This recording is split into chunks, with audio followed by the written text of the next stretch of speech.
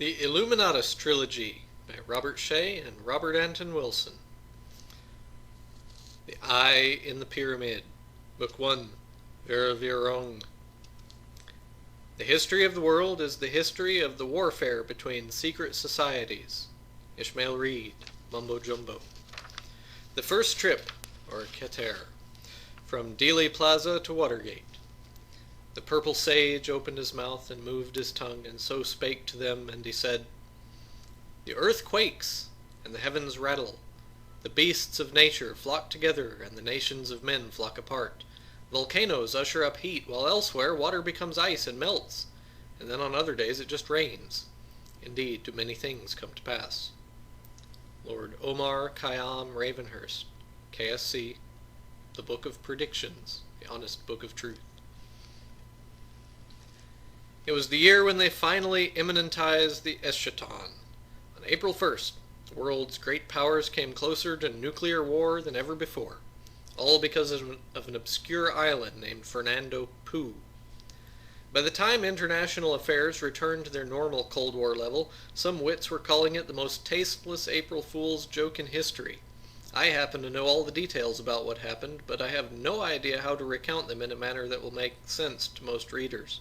For instance, I'm not even sure who I am, and my embarrassment on that matter makes me wonder if you will believe anything I reveal. Worse yet, I'm at the moment very conscious of a squirrel in Central Park just off 68th Street in New York City that is leaping from one tree to another, and I think that happens on the night of April 23rd, or is it the morning of April 24th? But fitting the squirrel together with Fernando Poo is for the present beyond my powers. I beg your tolerance. There's nothing I can do to make things any easier for any of us, and you will have to accept being addressed by a disembodied voice, just as I accept the compulsion to speak out, even though I am painfully aware that I am talking to an invisible, perhaps non-existent audience. Wise men have regarded the earth as a tragedy, a farce, even an illusionist trick, but all, if they are truly wise and not merely intellectual rapists, recognize that it is certainly some kind of stage in which we all play roles, most of us being very poorly coached and totally unrehearsed before the curtain rises. Is it too much if I ask tentatively that we agree to look upon it as a circus, a touring carnival wandering about the sun for a record season of 4 billion years and producing new monsters and miracles, hoaxes and bloody mishaps, wonders and blunders, but never quite entertaining the customers well enough to prevent them from leaving one by one and returning to their homes for a long and bored winter's sleep under the dust?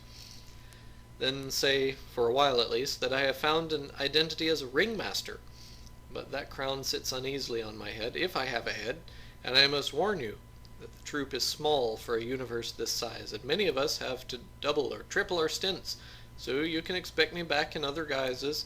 Indeed, too many things come to pass.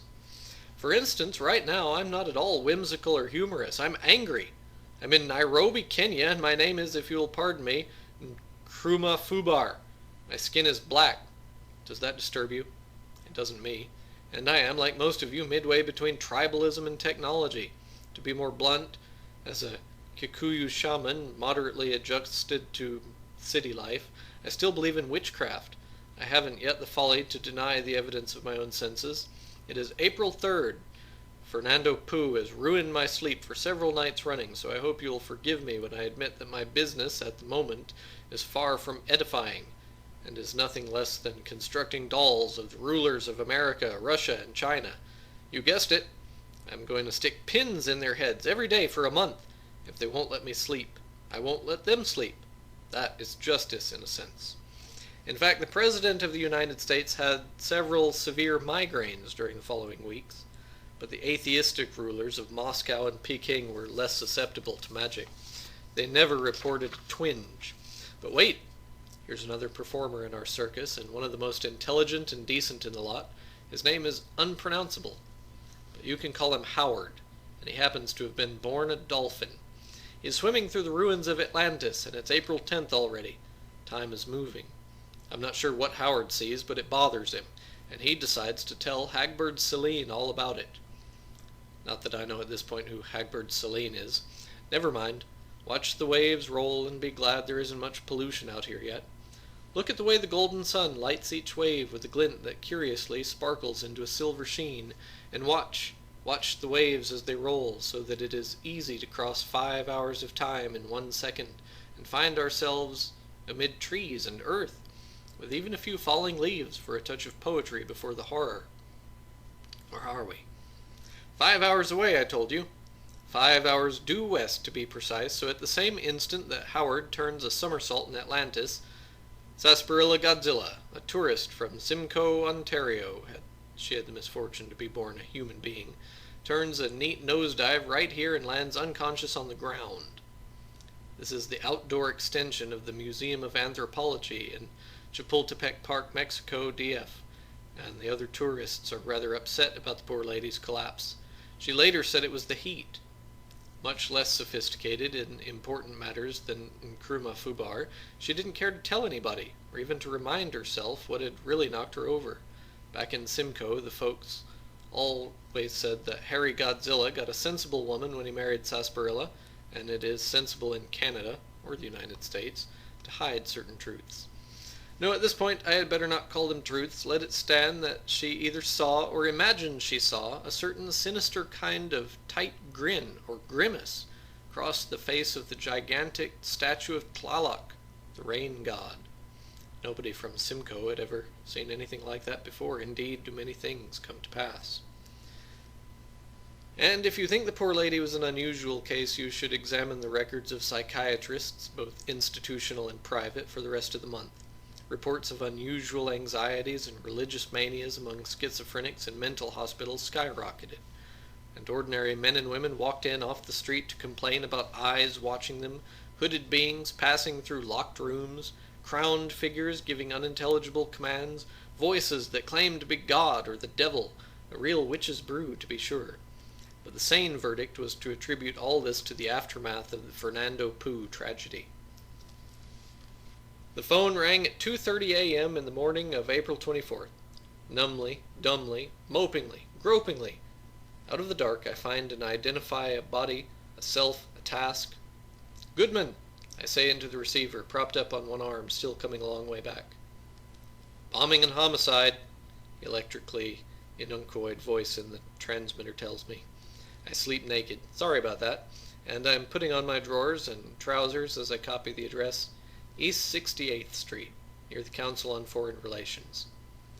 "Moving," I say, hanging up. "What is?" Rebecca mumbles from the bed. She's naked too, and that recalls very pleasant memories of a few hours earlier.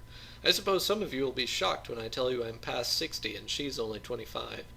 It doesn't make it any better that we're married, I know. This isn't a bad body for its age, and seeing Rebecca, most of the sheets thrown aside, reminds me just how good it is.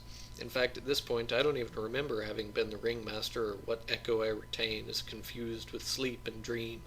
I kiss her neck, unselfconsciously, for she is my wife, and I'm her husband, and even if I'm inspector on the homicide squad, Homicide North to be exact, any notions about being a stranger in this body have vanished with my dreams into air.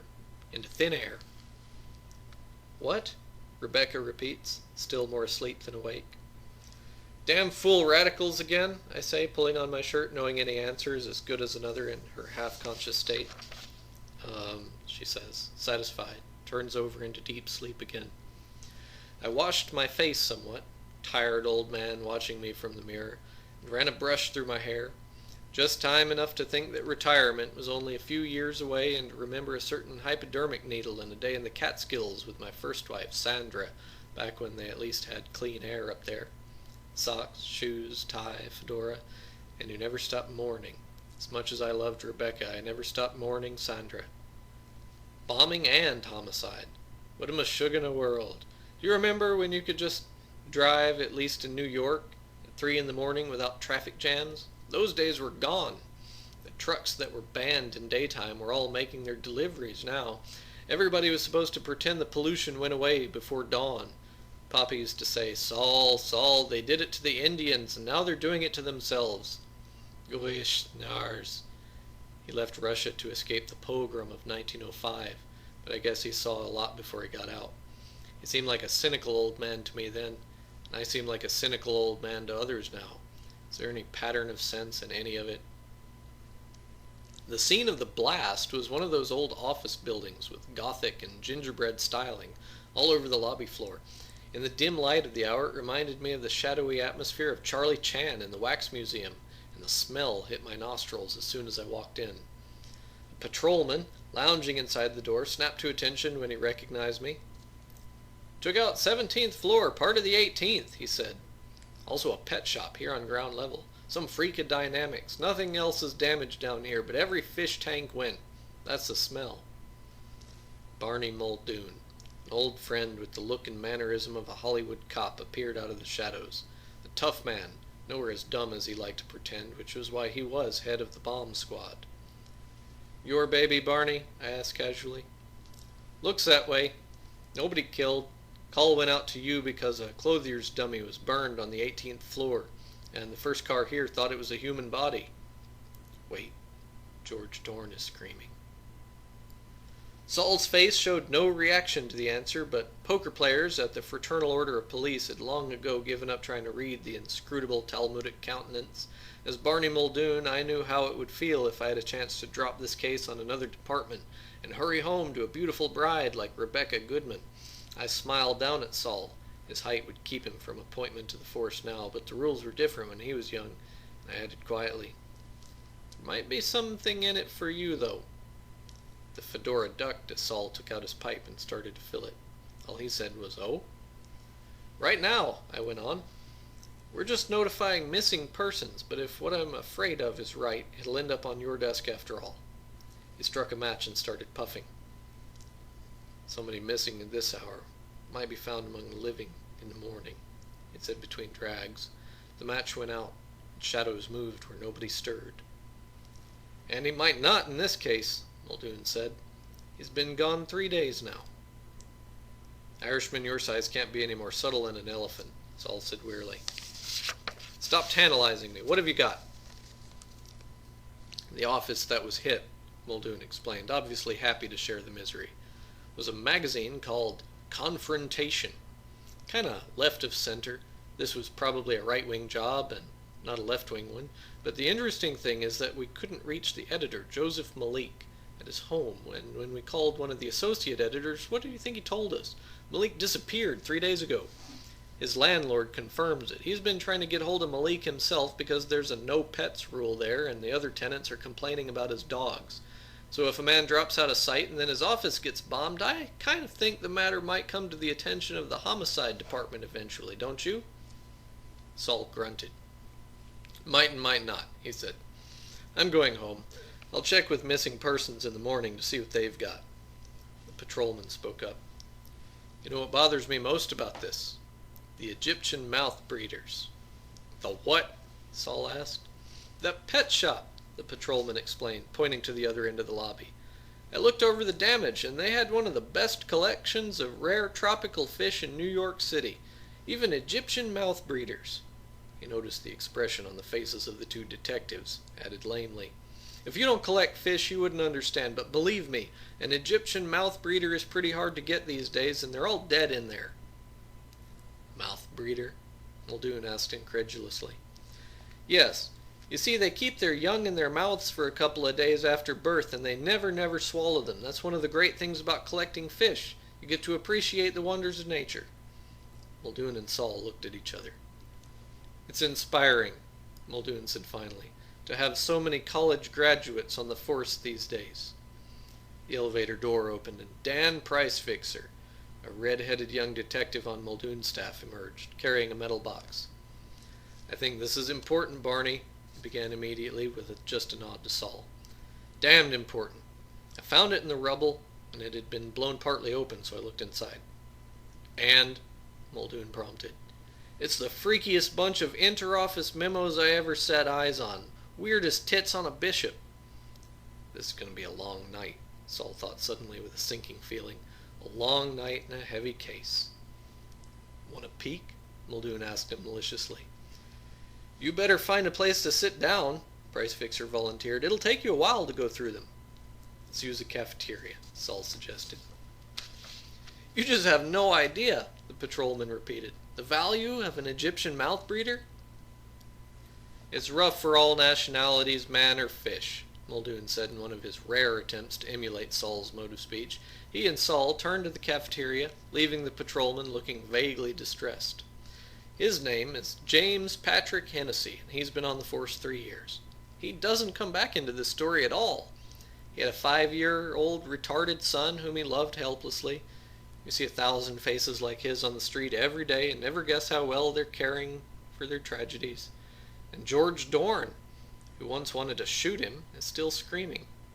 But Barney and Saul are in the cafeteria. Look around. The transition from the Gothic lobby to the room of laminated, functional, glittering plastic colors is, one might say, trippy. Never mind the smell, we're closer to the pet shop here. Saul removed his hat and ran a hand through his gray hair pensively, as Muldoon read the first 2 memos in one quick scan. When they were passed over, he put on his glasses and read more slowly, in his own methodical and thoughtful way. Hold on to your hats. This is what they said. Illuminati Project, Memo Number 1, 7/23, J.M. The first reference I've found is in Violence by Jacques Ellul, Seabury Press, New York, 1969. He says, pages 18 to 19, that the Illuminated Ones were founded by Joachim of Flores in the 11th century and originally taught a primitive Christian doctrine of poverty and equality, but later, under the leadership of Fra Dolcino in the 15th century, they became violent, plundered the rich, and announced the imminent reign of the Spirit. In 1507, he concludes, they were vanquished by the forces of order, that is, an army commanded by the Bishop of Verquil. He makes no mention of any Illuminati movement in earlier centuries or in more recent times. I'll have more later today. Pat. P.S. I found a little more about Joachim of Flores in the back of the National Review. William Buckley and his cronies think Joachim is responsible for modern liberalism, socialism, and communism. They've condemned him in fine theological language. He committed the heresy, they say, of immanentizing the Christian eschaton. Do you want me to look up that in a technical treatise on Thomism? I think it means bringing the end of the world closer, sort of. Illuminati Project, Memo Number 2, 7/23, J.M. My second source was more helpful. Akron Daral, A History of Secret Societies, Citadel Press, New York, 1961. Daral traces the Illuminati back to the 11th century also, but not to Joachim of Flores. He sees the origin in the Ismailian sect of Islam, also known as the Order of Assassins. They were vanquished in the 13th century, but later made a comeback with a new, less violent philosophy, and eventually became the Ismailian sect of today, led by the Aga Khan. However, in the 16th century in Afghanistan, the Illuminated Ones, Roshaniya, picked up the original tactics of the Order of Assassins. They were wiped out by an alliance of the Mughals and Persians, pages 220 to 223, but the beginning of the 17th century saw the foundation of the Illuminated Ones of Spain, the Alumbrados, condemned by an edict of the Grand Inquisition in 1623.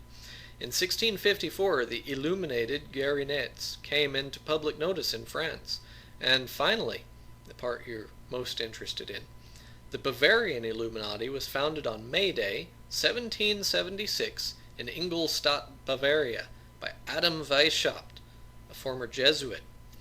Documents still extant show several points of resemblance between the German and Central Asian Illuminists, point that were hard to account for on grounds of pure coincidence. Page 225. Weishaupt's Illuminati were suppressed by the Bavarian government in 1785. Daral also mentions the Illuminati of Paris in the 1880s, but suggests it was simply a passing fad. He does not accept the notion that the Illuminati still exist today. This is beginning to look big.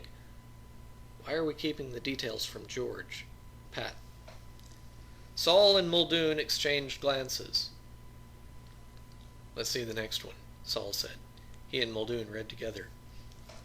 Illuminati Project, Memo Number 3, 7/24, J.M. The Encyclopedia Britannica has little to say on the subject. 1966 edition, Volume 11, Halakar to Impala, page 1094.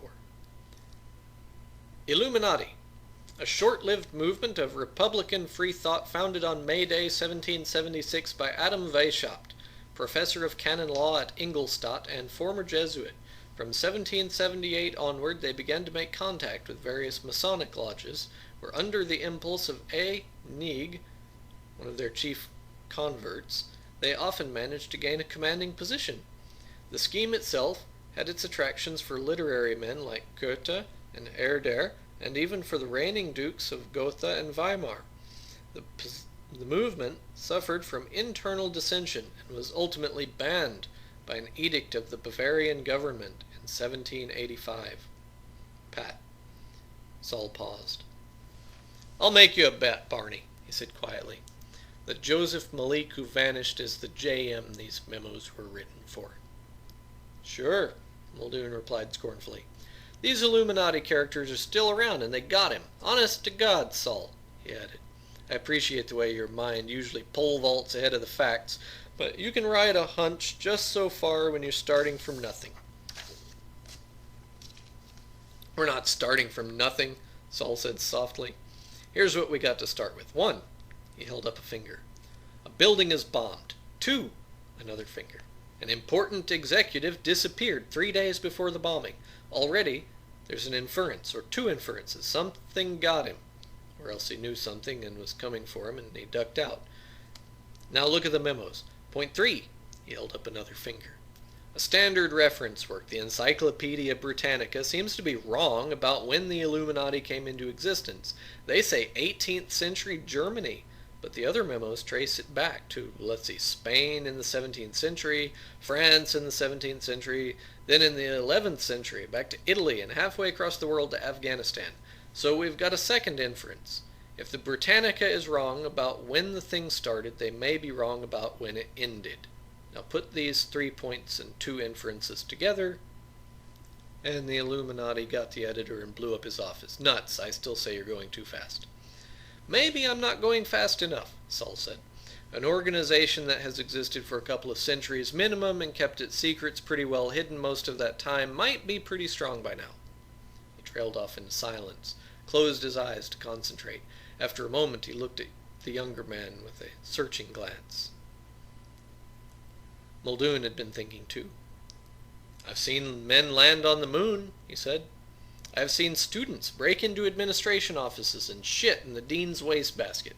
I've even seen nuns in miniskirts, but this international conspiracy existing in secret for 800 years, it's like opening a door in your own house, finding James Bond and the President of the United States, personally shooting it out with Fu Manchu and the 5 original Marx Brothers."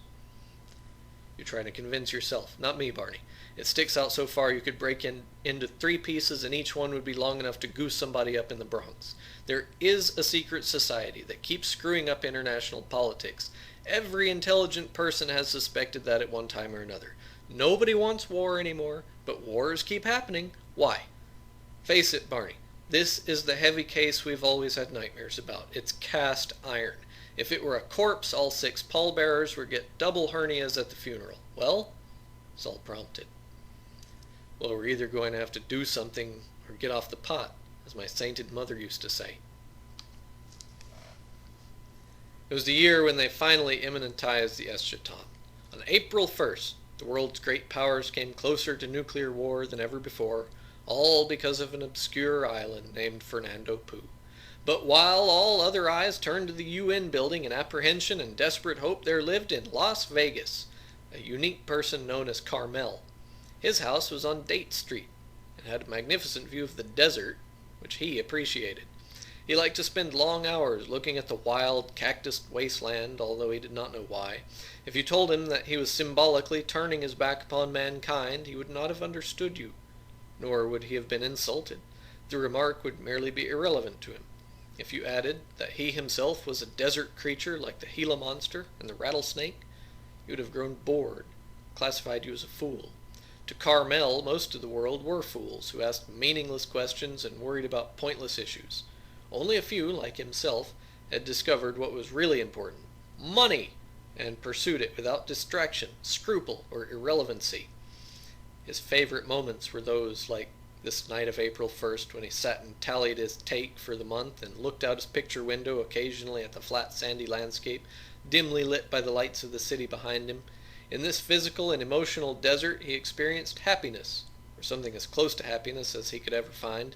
His girls had earned $46,000 during March, of which he took $23,000, after paying 10% to the Brotherhood for permission to operate without molestation by Banana-Nose Maldonado's soldiers. This left a tidy profit of $20,700, all of it tax-free. Little Carmel, who stood 5 feet 2 and had the face of a mournful weasel, beamed as he contemplated his calculations. His emotion was as inexpressible in normal terms as that of a necrophile who had just broken into the town morgue. He had tried every possible sexual combination with his girls. None gave him the frisson of looking at a figure like that at the end of a month. He did not know that he would have another $5 million and incidentally become the most important human being on earth before May 1st.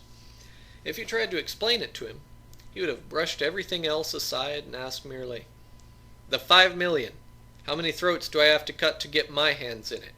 But wait! Get out the atlas and look up Africa. Run your eyes down the map of the western coast of the continent until you come to Equatorial Guinea. Stop at the bend where part of the Atlantic Ocean curves inward and becomes the Bight of Biafra.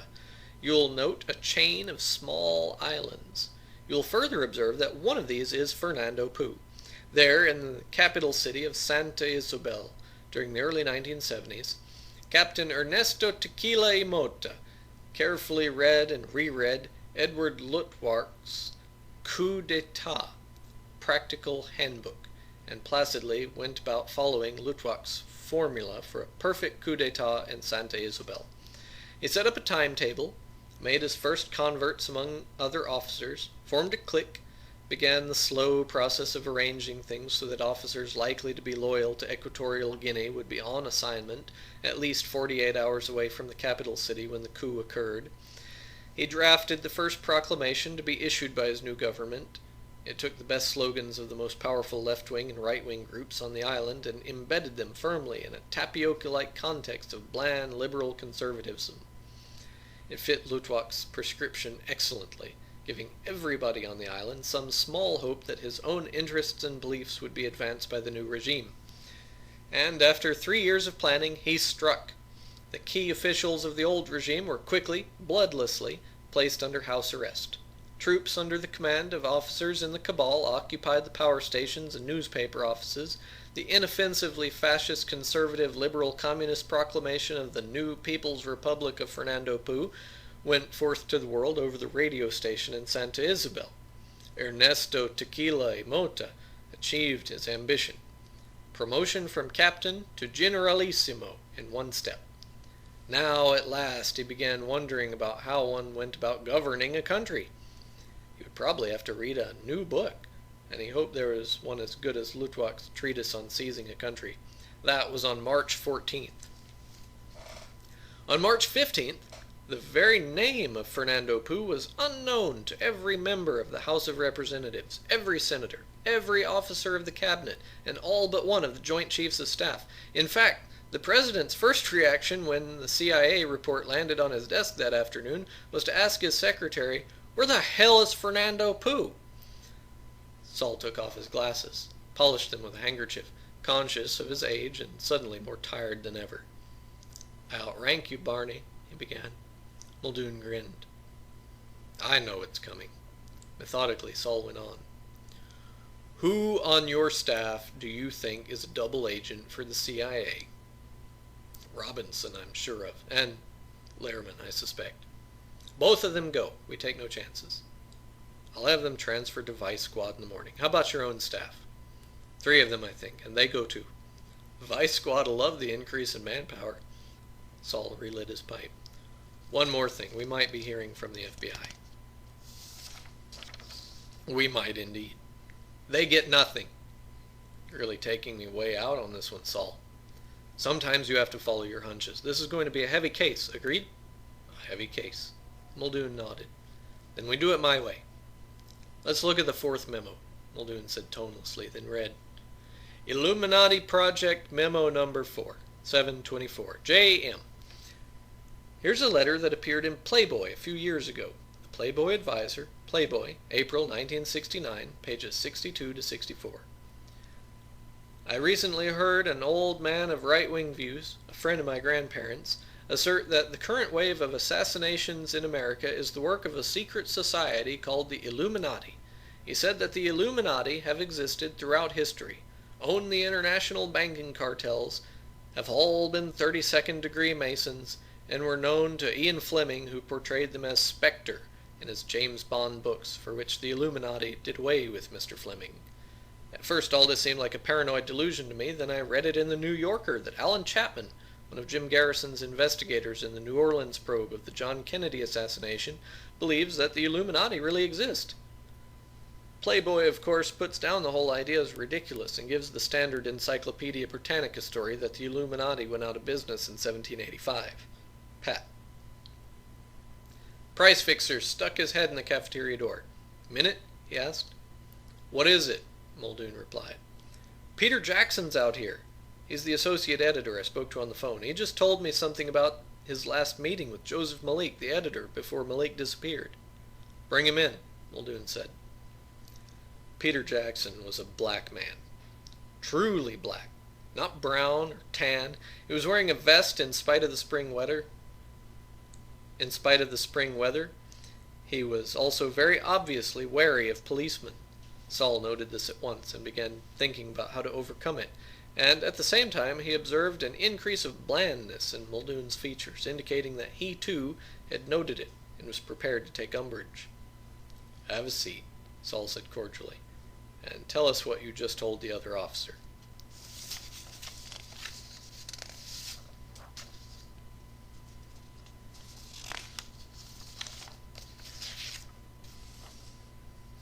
With the nervous ones, it was sound policy to drop the policeman role at first, to try to sound like somebody else, somebody who, quite naturally, asks a lot of questions.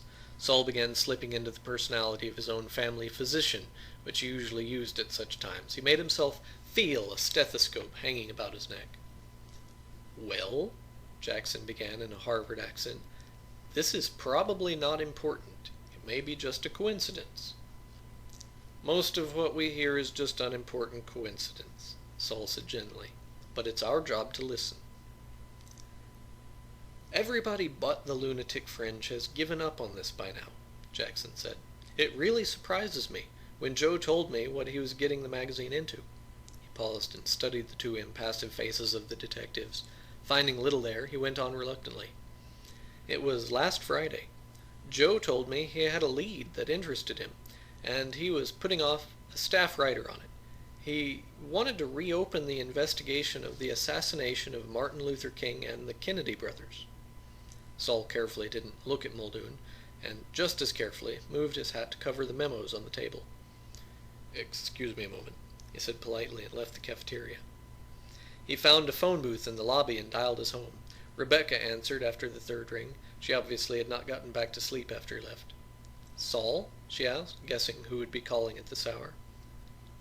"It's going to be a long night," Saul said. "Oh, hell." "I know, baby, but this case is a son of a bitch." Rebecca sighed. "I'm glad we had a little ball earlier this evening, otherwise I'd be furious." Saul thought suddenly of how this conversation would sound to an outsider, a 60-year-old man and a 25-year-old wife, and if they knew she was a whore and a heroin addict when I first met her. "Do you know what I'm going to do?" Rebecca lowered her voice.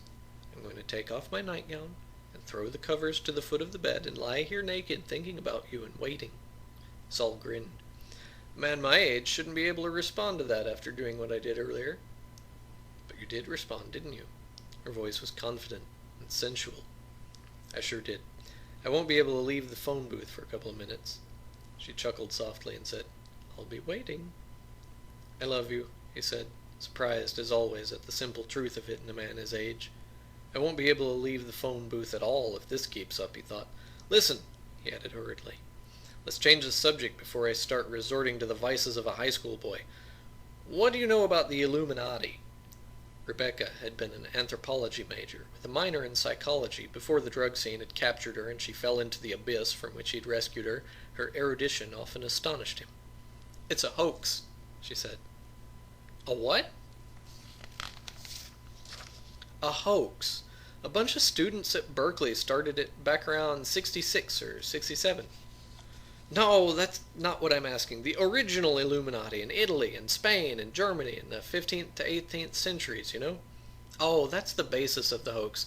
Some right-wing historians think the Illuminati still exist, you see. So these students opened an Illuminati chapter on the campus at Berkeley and started sending out press releases on all sorts of weird subjects. So people who want to believe in conspiracies would have some evidence to point to. That's all there is to it. Sophomore humor. I hope so, Saul thought. How about the Ismailian sect of Islam? It has 23 divisions, but the Aga Khan is the leader of all of them. It was founded around 1090 AD, I think, and was originally persecuted, but now it's part of the Orthodox Muslim religion. It has some pretty weird doctrines. The founder, Hassan Isaba, taught that nothing is true and everything is permissible. He lived up to that idea. The word assassin is a corruption of his name. Anything else? Yes, now that I think of it, Sabah introduced marijuana to the Western world from India. The word hashish also comes from his name. This is a heavy case, Saul said. And now that I can walk out of the phone booth without shocking the patrolman in the hall, I'll get back to work on it. Don't say anything that'll get me aroused again, please. I won't. I'll just lie here naked. Goodbye. Goodbye, she said, laughing. Saul hung up frowning. Goodman's intuition, the other detectives call it, it's not intuition, it's a way of thinking beyond and between the facts, a way of sensing holes, of seeing that there must be a relationship between fact number 1 and fact number 2, even if no such relationship is visible yet. And I know. There is an Illuminati, whether or not those kids at Berkeley are kidding. He came out of his concentration and realized where he was. For the first time, he noticed a sticker on the door. This phone booth reserved for Clark Kent. He grinned, an intellectual's kind of joke. Probably somebody on the magazine. He walked back to the cafeteria, reflecting. Nothing is true. Everything is permissible. With a doctrine like that, people are capable of... He shuddered. Images of Buchenwald and Belsen, of Jews who might have been him. Peter Jackson looked up as he re-entered the cafeteria, an intelligent, curious black face. Muldoon was as impassive as the faces on Mount Rushmore. Mad Dog, Texas was where the town where Malik thought these assassins had their headquarters, Muldoon said. That's where the staff writer was sent. What was the staff writer's name? Saul asked. George Dorn, Muldoon said. He's a young kid who used to be in SDS, and he was once rather close to the Weatherman faction.